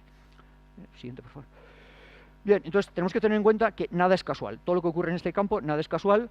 Y, siguiente, entonces, este es un informe del 2000, o sea, decir, bueno, pues el tabaquismo no es como otras amenazas de la salud mundial, las enfermedades infecciosas no tienen empresas multinacionales de relaciones públicas, no hay líderes de opinión para propagar el cólera, los mosquitos no tienen grupos de presión. O sea, no es una enfermedad, estamos ante una cosa un poco distinta. ¿Pasa? Y eso se ve. Entonces, si no han visto la película El Dilema, o The Insider, o leído libros, pues gracias como no fumar, esto está como muy bien reflejado, etcétera, tal. Next slide. Entonces, y bueno, esto que yo hablo de tabaco porque es mi campo, pero bueno, esto es extrapolable. Esta es la anterior jefa directora de la OMS. Dice, entonces, claro, habla, usando de la cita que acabo de decir, dice, los mosquitos no tienen grupos de presión y de cabildeo, pero la industria contribuye al aumento de las enfermedades no transmisibles, eso sí que lo tienen. Cuando las políticas de salud son interferidas por intereses económicos creados, nos enfrentamos con una gran oposición, una oposición bien orquestada y una oposición muy bien financiada. Y no estaba hablando del tabaco ella, pon la siguiente. Estaba hablando de otras medidas que había que tomar. La salud pública debe enfrentarse a la gran industria de alimentos y a la gran industria de refrescos. Estaba hablando esto. Dice, estas industrias odian las regulaciones y se protegen usando las mismas tácticas. Mismas está acordado porque hablas que el tabaco, etcétera, etcétera. ¿No? Dice, el poder del mercado se transforma en poder político y pocos gobiernos dan prioridad a la salud sobre las grandes empresas. Vale. Entonces, una segunda conclusión dice, no estamos ante problemas primariamente médicos o farmacológicos. Yo soy farmacólogo, profesor de farmacología y sé que es muy importante, pero en este campo no lo es. Vale. Estamos ante conductas que son influenciables y hay gente que tiene mucho interés en influenciarlo. Y si nosotros nos preocupa salud pública, tenemos también tener interés en influir sobre ellas. Vale. ¿A qué hora empezó? Perdona. Digo, es que se me olvidó poner la alarma. 11 y 7, o sea, me quedan 12, o sea, voy por la mitad, vale. Entonces, primera cuestión. Voy a pasar sobre esta cita porque es muy amplia y tal, es decir, tira, pásame a la siguiente. O sea, vamos a ver, lo ha dicho Ana, es decir, las personas que consumen en todo caso son víctimas, o sea, sí que tienen que verlo. Vamos a ver, hay cosas que son asumidas más o menos voluntariamente por presiones sociales, dice, todos tenemos conductas más o menos voluntarias, pero bueno, las hacemos pues por presiones sociales, ¿no? O sea, es decir, acabo de decir, no tiene nada que ver, pero a mí siempre me hace gracia los tacones estos de 10 centímetros, y dices, bueno, sí, uno siempre es voluntario, pero dices, pero bien, es discutible hasta qué punto lo es voluntario. Vale, entonces, joder, muy bien, pásame a la siguiente, por favor. Entonces, bueno, no existen los pobres fumadores. Hay los pobres fumadores, es decir, bueno, esto puede ser aplicable a otros consumidores, es decir, en el sentido, vamos a ver, existen personas que tienen un grave factor de riesgo, que acuden a nosotros, digo a los profesionales sanitarios, porque les preocupa su salud o la salud de sus familiares. Quizás no les preocupa el factor de riesgo, dices, bueno, pero si te preocupa tu salud, que es lo que yo siempre cuando tengo que hablar a profesionales sanitarios, dices, bueno, cuando a ti te viene alguien, dices, pues mira, si realmente te preocupa tu salud, dice, esto que tienes ahora es más o menos urgente, dices, pero la gran amenaza, la gran patata caliente que tú tienes es este consumo, etcétera. Y esto es lo que tendrías que, bueno, quizás no sea lo más prioritario, pero puede ser esto. Pasa a la siguiente, por favor. Es esto. Es decir, bueno, este individuo claramente tiene un problema, y dice, bueno, pues quizás lo más prioritario no sea que deje de fumar, ¿no? En este instante dice, pues tiene otros problemas y tal, o sea, lo más prioritario a veces pueden ser otras cosas, pero, hombre, indudablemente si sale de esta, fumar puede ser un grave problema para él, ¿no? Pasamos a la siguiente. Bien, y luego, vamos a ver, cuando uno tiene aquí, cuando estamos en este campo, tiene que tener claro que nosotros estamos luchando por las libertades. O sea, en nuestro campo, los que trabajan en salud pública, o sea, es decir, defendemos a víctimas inocentes de conductas depredadoras de una serie de industrias.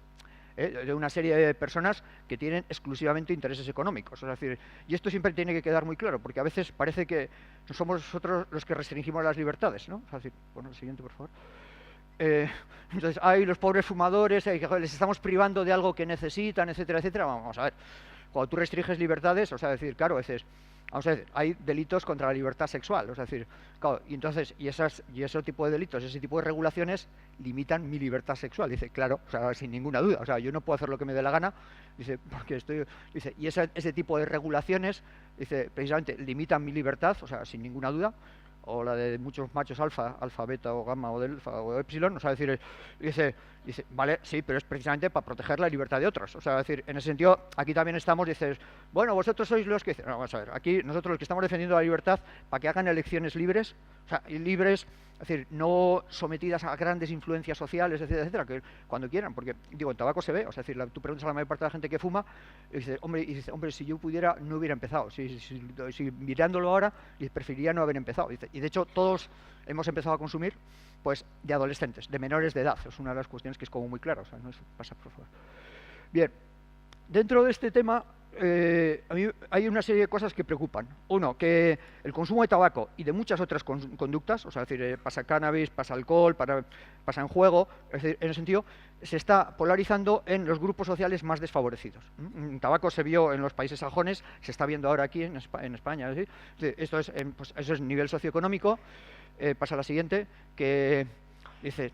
Eso se nota mucho en las embarazadas, o sea, decir, claramente, no voy a comentar esta diapositiva porque daría para mucho, pero decir, en personas que tienen sintomatología o patología psiquiátrica se concentra mucho todo tipo de consumos, sin ninguna duda. Pasa a la siguiente también.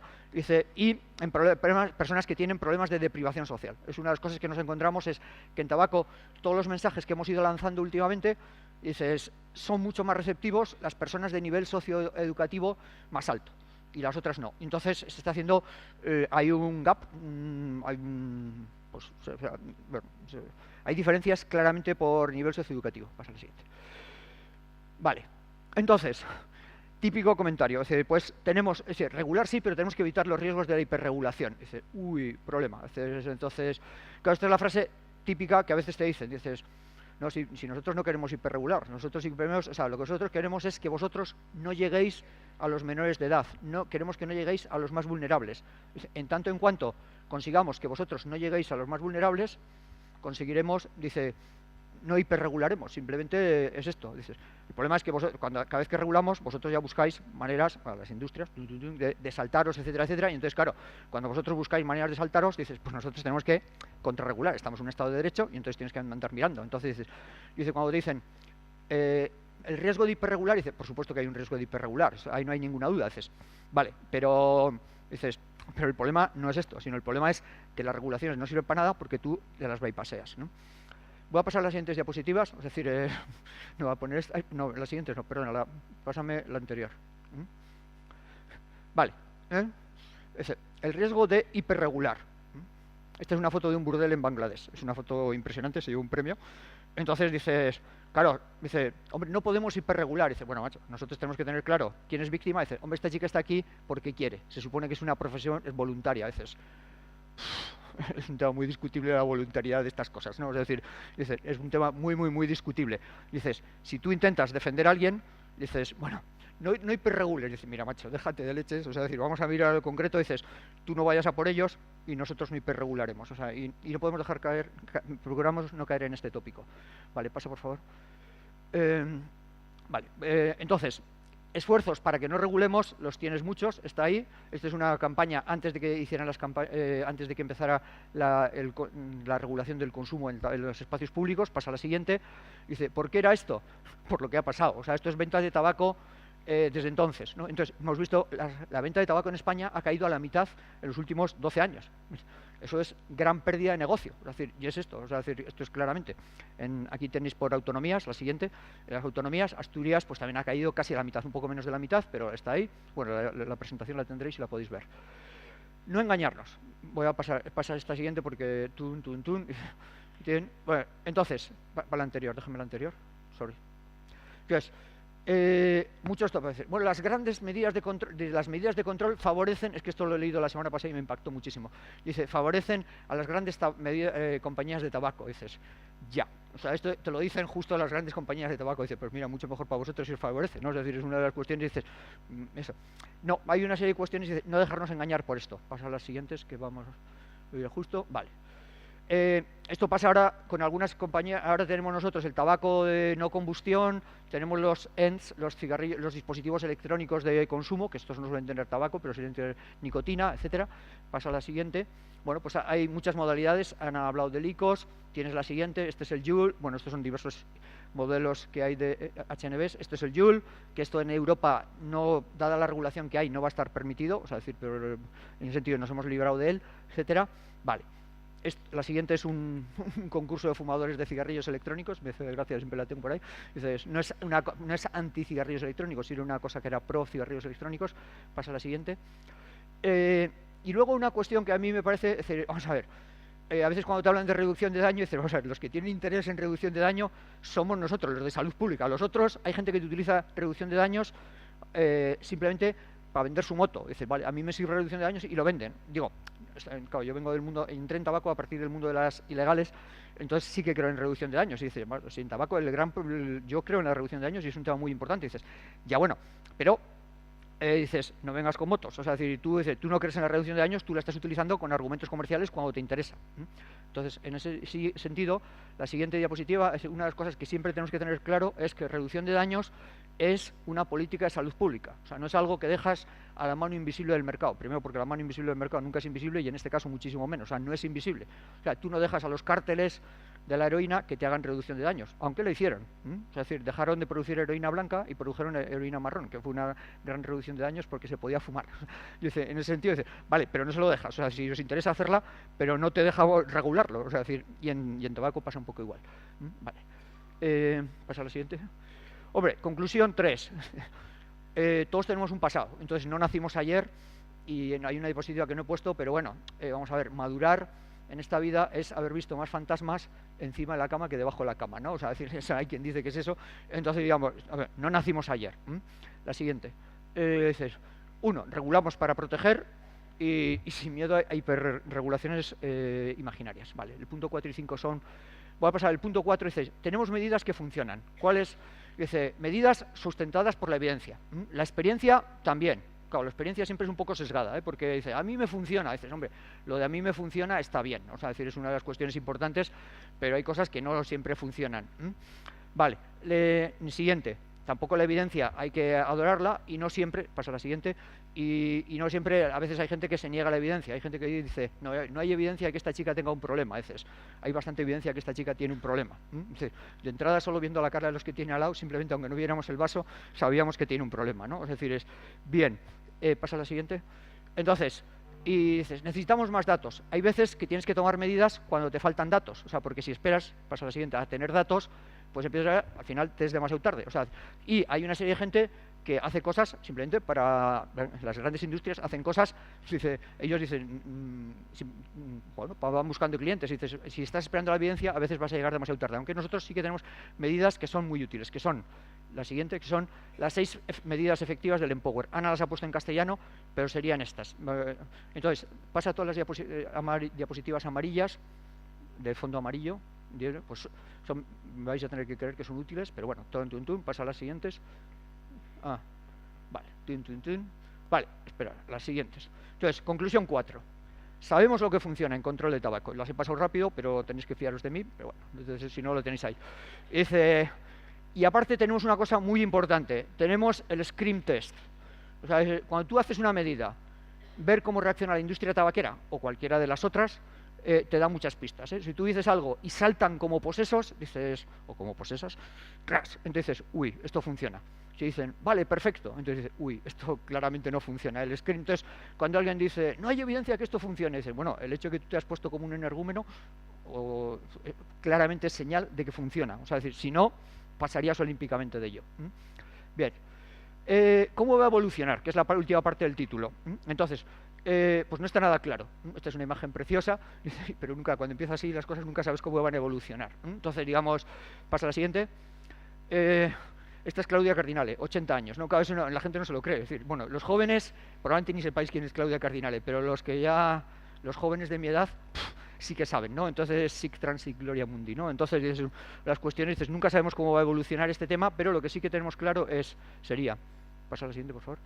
Dice, 1, puede que no lleguemos a todos, pero sabemos que hay cosas que funcionan y que está en nuestra mano intentar aplicarlas. Esto sí que es una de las cuestiones, y la conclusión que yo sacaría de este punto es, 1, queda mucho por hacer. En tabaco se han hecho muchas cosas, cannabis y alcohol, queda todavía un mogollón de cosas por hacer que han quedado. Y dices, está en nuestras manos.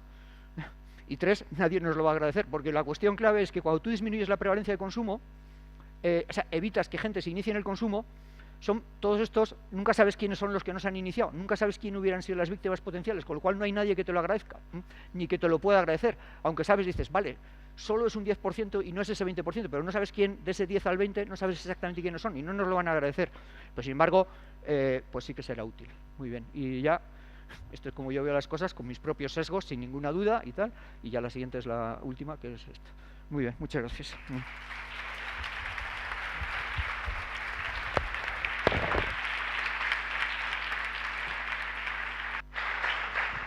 Bueno, pues muchas gracias, Francisco Javier, porque además, aparte de instruirnos, yo por lo menos me divertí mucho. O sea, que en estos tiempos hacer reír y sonreír también es muy importante.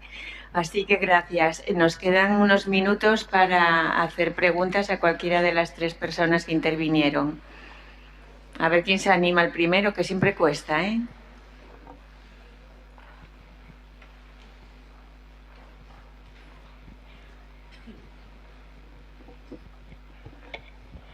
Hola, bueno, lo primero, gracias a todas las presentaciones, estuvieron todas muy interesantes, y mi pregunta es para la primera, para Chisca.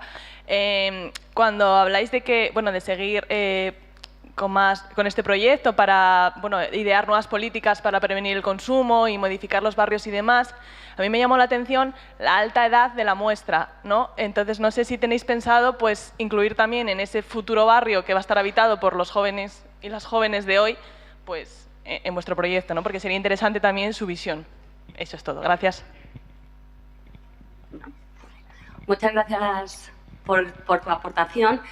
La edad del reclutamiento de personas de 40 a 75 años es porque el proyecto europeo del que deriva es relacionar el entorno urbano con la salud cardiovascular, y la muestra de la cohorte para ver los resultados en salud cardiovascular es población adulta.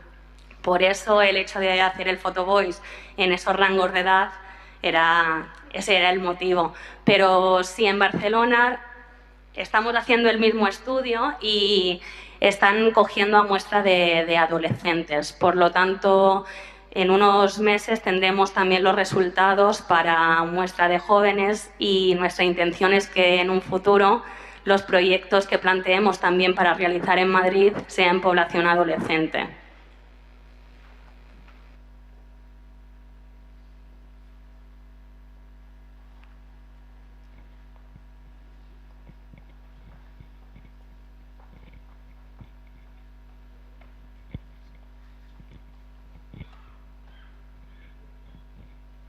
Bueno, esto es para el de la farmacia.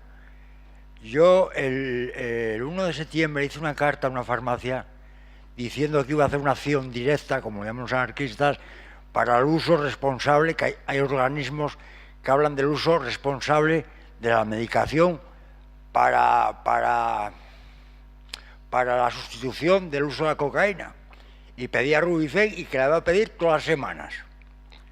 Eso lo hice, la escribí el 1 de septiembre y lo iba a hacer el 1 de diciembre. Y lo hice. Fui a la farmacia, Rubifen. No, mira, que no. Hoja de reclamaciones. Pum, pum.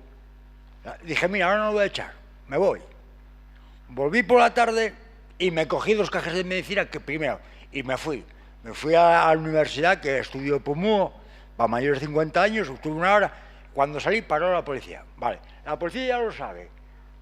Volví 2 días siguientes con la reclamación y dije, mire, no la eche porque ya estoy cansado de estancias a mi juez de tutela, que tengo una incapacidad, a mi juez de tutela, a mi psiquiatra, de que estoy así y que yo no lo voy a dejar. Y estoy cansado de pagar 60 euros por 1 gramo de cocaína, que a 1 euro el gramo en Venezuela 1 tonelada es 1 millón de euros. Aquí 1 tonelada son 60 millones de euros puestos en la calle y a mí eso me ofende. Y sobre todo me ofende porque no os quiero engañar y que nos engañen. Y sobre todo porque el que paga esos millones, lo que hay detrás de esos millones, no es el que lo vende ahí en Ventañé ni nada, y el que está detrás de esa venta. ¿Dónde está ese dinero? Y yo, claro, yo ya ofendí pensando, dije, pues me cojo yo las... Y claro, voy a volver el 12 de diciembre a otra farmacia y espero que no me peguen. Yo no voy a pegar a nadie, pero voy a hacer... Vamos a ver. Bueno, yo no puedo solucionar su problema, o sea, así en confianza. En principio, bueno, el sistema nuestro tampoco tiene solución para todo tipo de problemas. O sea, yo creo que es una de las cuestiones que uno siempre tiene que tener en cuenta. Hay cosas que no van a tener. En su caso particular, si un profesional sanitario prescribe una medicación, presumiblemente la pueda conseguir. En el tema del tratamiento de cocaína, el Rubifen o cosas asimiladas, no consta que sea exactamente un tratamiento sustitutivo. O sea, yo tampoco pondría mis grandes experiencias en ello. En ese sentido, no, yo creo que no le puedo ayudar, así en concreto. Y luego, tiene que ponerse en manos de los profesionales sanitarios, que igual tampoco le pueden ayudar, porque en la vida a veces hay cosas que son complicadas. En cualquier caso, si quiere algo, quizás haya profesionales sanitarios que consideren oportuno prescribírselo y lo pueda conseguir. Yo, cuando necesito metilfenidato o anfetas o cosas similar, con receta las puedo conseguir. No digo que las tome, pero bueno, o sea, pero igual sí, nunca se sabe. Estas cosas, dice, las puedo conseguir. Yo más no le puedo decir ahora. Ya lo siento. ¿Alguna otra pregunta?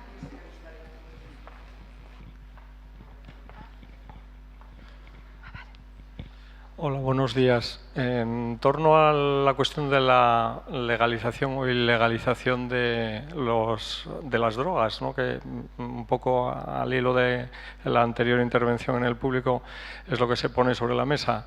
Me gustaría dirigirme a Ana vinculándolo al proyecto que tienen sobre el consumo de cannabis, ¿no? Porque estamos en un contexto histórico en el que se está sobre la mesa en muchos países y a nivel regulatorio regulador la legalización del comercio, ¿no?, que corre en paralelo o no con la legalización de los consumos, ¿no? En España el consumo de cannabis, por ejemplo, no es ilegal en torno a unas cantidades, pero sí el comercio. ¿Cuál es su opinión en esta cuestión sobre la legalización del comercio del cannabis, que puede ser extensible a otras sustancias, desde luego? Gracias. Gracias por la pregunta. Desde el proyecto EBIC, nosotros transmitimos siempre cautela. Estamos, monitorizando prácticamente todos los estados, todos los países que han regulado, que han legalizado, bien sea el consumo medicinal como el uso recreativo. Y yo simplemente decir que legalizar no solo es la venta, no solo es el comercio, tiene muchísimas más consecuencias a todos los niveles, y por eso nosotros creemos que hay que ser cautos con el tema de la legalización, el estatus legal de las sustancias. En principio, lo que creemos que sí que urge es la regulación, ¿vale? La regulación de la publicidad, del patrocinio, de la promoción, y monitorizar todos los estados, porque sí que puede tener también consecuencias a nivel del consumo, ¿no?, de la salud pública, como hablaban por aquí. Entonces sí que estamos, ya te digo, observando lo que está ocurriendo, y todavía no podemos tener no tenemos todavía una conclusión clara al respecto. Muy bien. Yo sí que ha hecho una matización que es interesante. Es decir, vamos a ver, cuando se habla en esta vida, legalización es un concepto demasiado ambiguo. Es decir, es estatus legal de las diversas sustancias, y que cada una tiene una serie de regulaciones más o menos estrictas, etcétera. De hecho, en España la venta de cannabis no es legal, pero el consumo es permitido, el consumo particular está permitido. En Holanda hay una coña, porque está permitido determinadas ventas, pero el consumo es ilegal, salvo el consumo de los frutos de esas ventas. Es decir, en teoría es una cosa un poco absurda, pero dice, fumar cannabis en Holanda es ilegal, no está permitido. Entonces, luego ya en la calle te dan todo tipo de cosas, es decir, pero en ese sentido es así.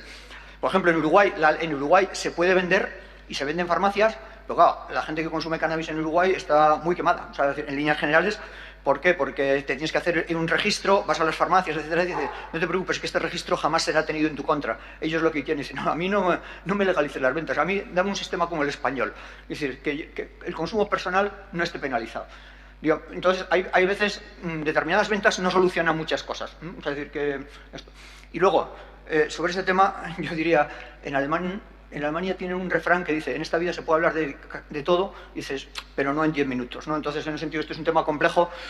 Yo personalmente tengo un seminario que hablo con mis alumnos 2 horas y tal, para intentar matizar para arriba y para abajo. Entonces, en ese sentido, yo hay una cosa que he explicado al principio, es decir, que es la primera conclusión que yo tenía. Vamos a ver, nosotros, desde un punto de vista de salud pública, ¿con qué tenemos problemas? Tenemos problemas con las sustancias institucionalizadas, que en gran parte coinciden con las legales. Es decir, con las de venta legal y promoción legal.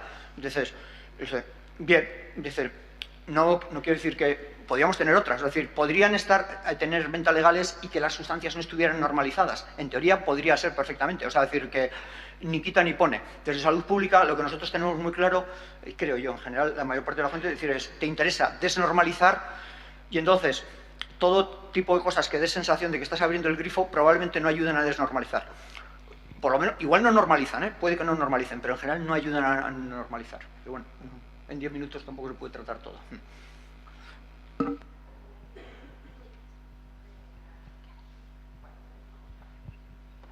Yo tenía también una pregunta para Ana y una...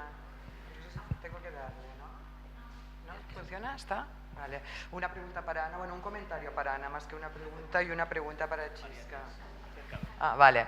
Claro, es que voy moviendo. El comentario para Ana era decirle que nosotros trabajamos desde mi organización INEREFREA, estamos muy conectados con el Foro de la Sociedad Civil contra las Drogas de la Unión Europea, y que una cosa a tener en cuenta es que la industria del cannabis ha entrado ahí muy fuerte. Tenemos problemas de organizaciones juveniles, que hay poca, y entonces entran por el discurso de derechos humanos. Entonces cogen a las organizaciones juveniles que ya están más motivadas y desde ahí introducen, ¿no?, el cannabis y otras drogas como una defensa de los derechos humanos, aquello de la pobre gente en Indonesia, de la pobre gente en América Latina. Entonces, es decir, cogen a la gente más concienciada y entran por ahí, ¿no? O sea, que tenemos un problema de movilización de los jóvenes y los que tenemos más movilizados los están utilizando en detrimento de lo que tendría que ser. Y a Chisca también felicitarla por vuestro estudio. Teníamos datos a través de Villalbí, de Joan Ramón Villalbí. Parece muy interesante. Nosotros estamos trabajando en otro proyecto europeo, que es un poco un pilotaje en 7 ciudades europeas de la implementación del modelo STAT de Estocolmo en distintos ámbitos. Y entonces yo quería comentar, porque decías, como tú señalabas, el problema en España es que no tenemos un sistema de licencias para vender alcohol y que por tanto cualquiera es susceptible, desde las gasolineras, que parece la cosa, ¿no?, más controvertida del mundo, a las churrerías, como decías, o la granja para tomar el café. Uno de los problemas que nosotros tenemos es el mapping de los locales. ¿Cómo haces un mapping de los locales? Porque los ayuntamientos, como no hay un sistema de licencias, no saben dónde se vende alcohol. A ver, nosotros, bueno, en el equipo, deciros que estamos gente que venimos del mundo de la epidemiología y la salud pública, sociólogos y sociólogas, y también un equipo de geógrafos y geógrafas. Y nosotros lo que estamos haciendo es intentar hacer un mapa con bases de datos secundarias que tenemos del Ayuntamiento de Madrid, de todo lo que son locales de venta y consumo, o sea, bares, restaurantes, supermercados, tiendas de conveniencia, y por la observación social sistemática nosotros lo que hacíamos también era en todas esas secciones censales que mapeamos y donde caracterizamos, mirar dónde se vendía alcohol de todos los locales que hay, y es que es en una mayoría, porque incluso en pescaderías, carnicerías, verdulerías, tienen una nevera donde tú también puedes comprar el alcohol allí. En las pescaderías encontrábamos que tenían un estante donde tú puedes comprar el vino. Entonces, lo que hemos hecho ha sido extrapolar esos resultados que encontrábamos en las secciones censales donde hemos muestreado a la totalidad del mapa de Madrid, utilizando estas bases de datos secundarias. Esto nos permite hacer un mapa de lo que serían los puntos de venta y consumo, asociándoles también las horas de venta, porque las tenemos de esas 42 secciones censales, y luego aparte podemos crear el mapa también de toda esta información que estamos recogiendo en cuanto a diferentes variables de exposición al alcohol, ya que el cuestionario que estamos utilizando nos permite tener esa localización de esos puntos. Perfecto, muchas gracias. Nosotros hemos hecho algo similar también, que decir que no puedes recorrer calle por calle toda Palma, entonces hemos hecho algo similar, pero quería ver de qué manera lo habéis resuelto. Muchas gracias.